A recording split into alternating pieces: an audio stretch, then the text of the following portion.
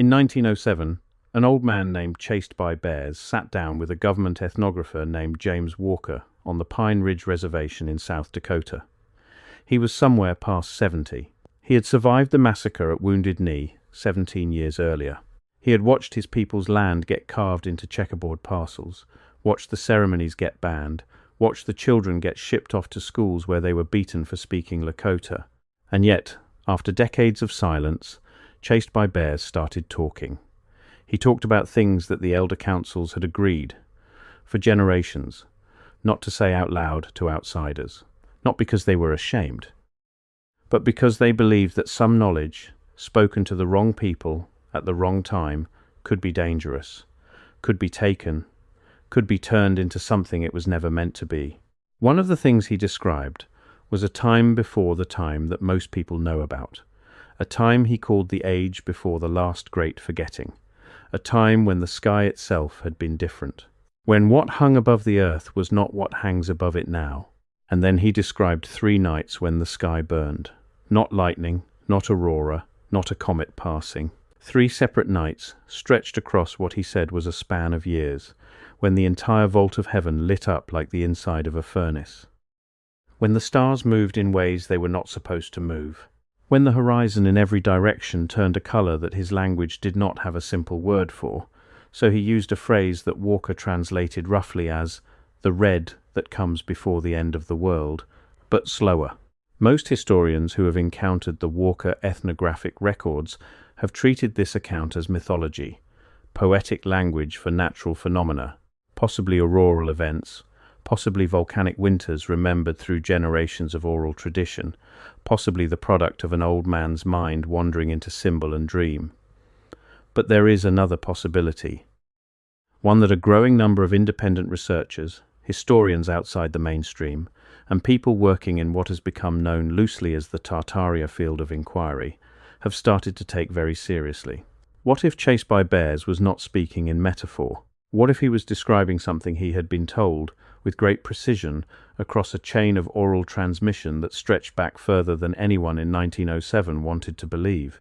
And what if the thing he was describing connects to a pattern of testimony, physical evidence, and architectural anomaly that points toward a catastrophic global event that the official timeline of history has quietly refused to account for?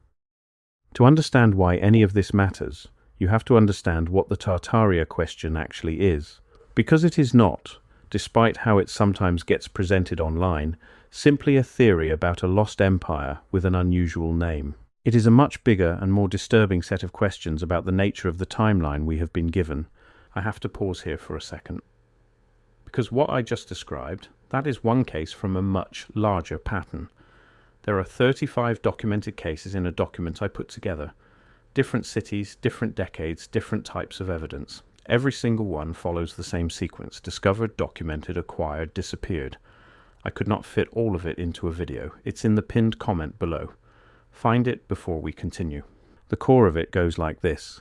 Across the world, there are buildings that do not fit the history we have been taught. Enormous, elaborate, structurally sophisticated structures in cities and locations where, according to the conventional account, there should have been nothing but wilderness or primitive settlements at the time these buildings supposedly went up. Cathedrals completed in a few years that would take decades with modern equipment. Train stations and courthouses and civic buildings in American frontier towns from the mid-1800s that are built to a standard of craftsmanship and scale that simply does not match the population or resources those towns are said to have had. There is a particular architectural style that keeps showing up, called Tartarian, or sometimes Old World, by researchers in this space. It features an obsessive symmetry, enormous domed roofs, windows arranged in patterns that serve no obvious functional purpose, but suggest an underlying mathematical or even symbolic geometry. Underground levels that the official histories of these buildings either ignore or explain away unconvincingly. And a material quality, particularly in the stonework, that in many cases appears to predate the construction dates stamped on the plaques. The question that researchers keep arriving at is, where did it all come from? And who built it? And if a civilization capable of producing this work existed, What happened to it?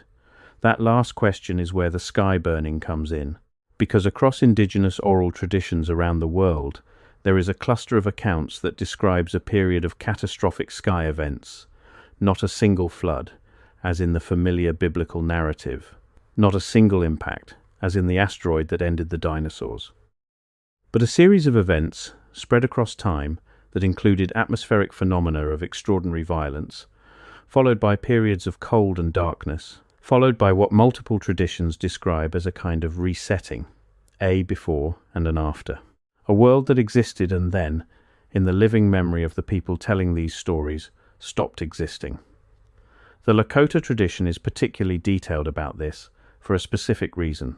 The Lakota placed enormous importance on the transmission of astronomical knowledge. Their calendar, their ceremony, their cosmology, their understanding of human life and death, all of it was organized around the sky. The positions of stars, the behavior of planets, the cycles of the moon in relation to the sun in relation to specific constellations that served as markers. This means that when something happened to the sky, they noticed, and they remembered, and they built the memory into their oral tradition with the same rigor that a modern astronomer would bring to logging an anomalous observation. What Chased by Bears described to James Walker in 1907 was not one event, it was three, and the specificity with which he described them is what makes them interesting. The first burning, he said, came from the north.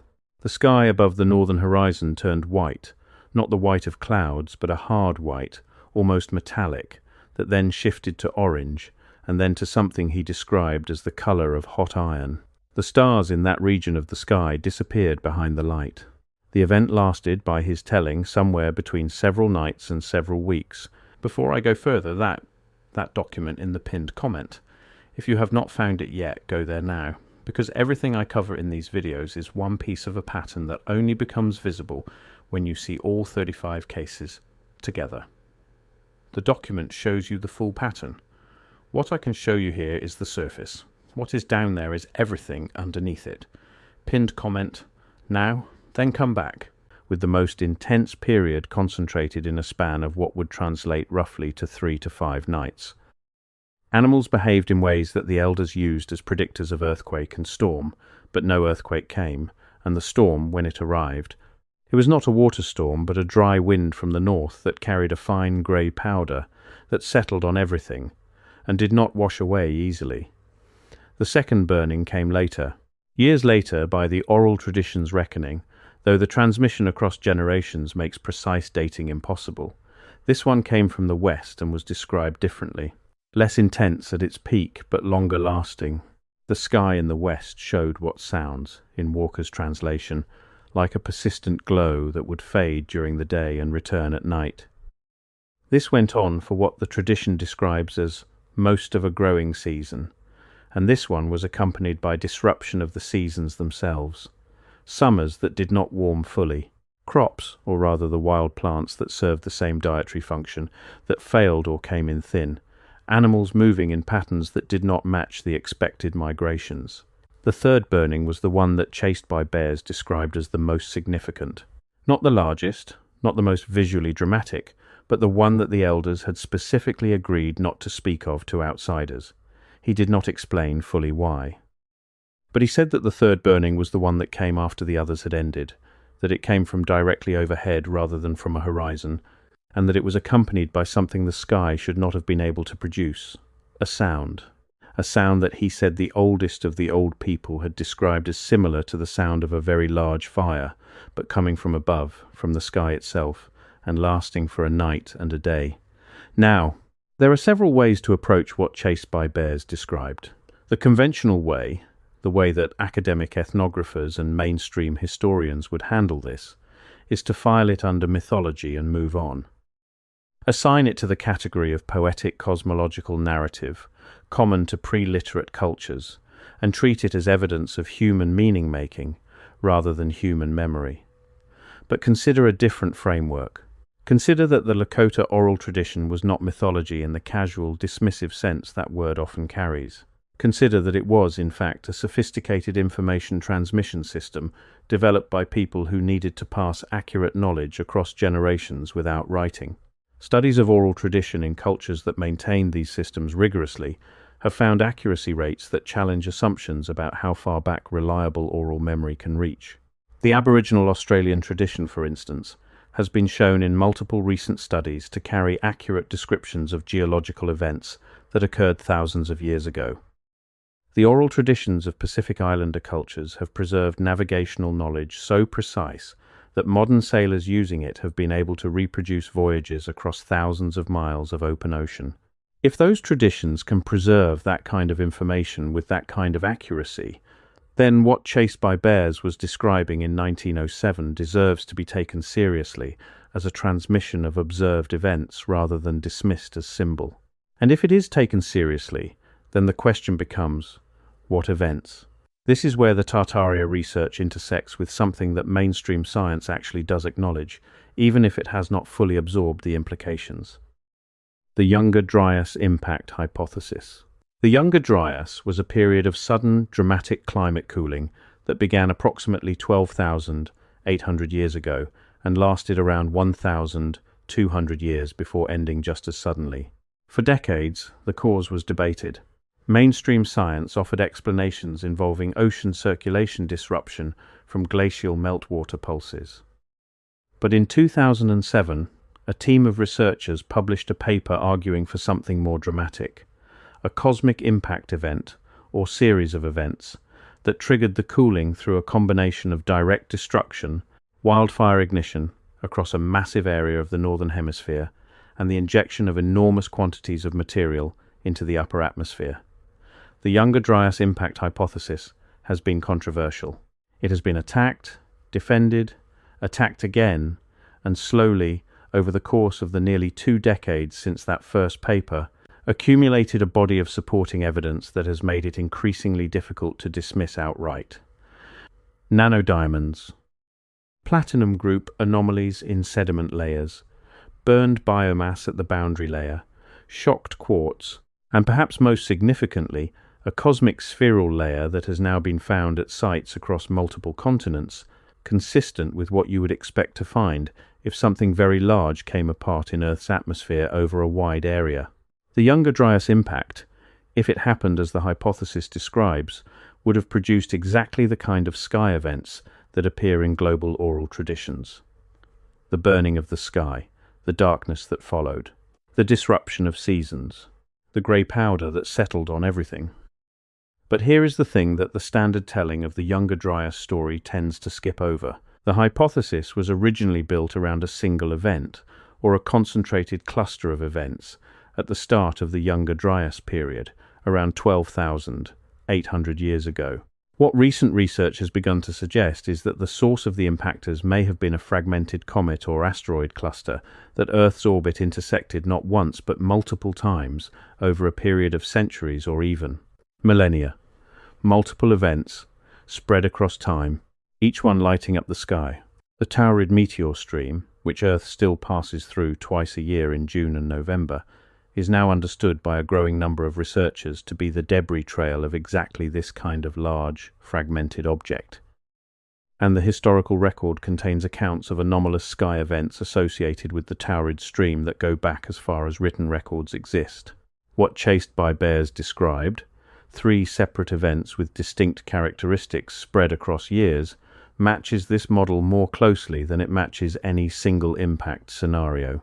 And the detail about the third event, the one that came from overhead rather than from a horizon, is consistent with what you would expect if Earth were passing through the densest part of a debris stream, experiencing impacts that came in more steeply from a nearly overhead trajectory.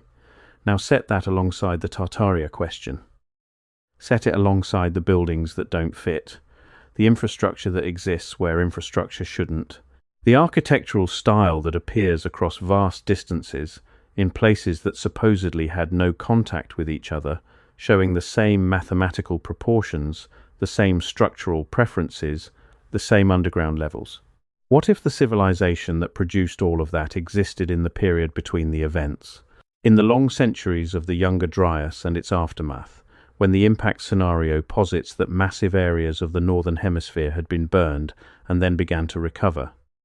What if the old world architecture, the so-called Tartarian buildings, represent not a lost ancient civilization that preceded recorded history by tens of thousands of years, but something more recent and more disturbing, a civilization that rose, achieved remarkable sophistication, and then was ended by further events in that same stream of cosmic debris? If the last of those events happened somewhere in the range of 500 to 1,000 years ago, then we are not talking about the ancient past in the way we usually mean that phrase. We are talking about a horizon of time that overlaps with what we believe is the well-documented period of European history, the medieval period, the Renaissance, the age of the great cathedrals and the civic buildings that, in some cases, bear construction dates that researchers in this field have argued are not original but assigned after the fact, to a structure that was already standing when the people who claimed to build it arrived. This is the most radical version of the Tartaria hypothesis, and it is important to say clearly that it is contested.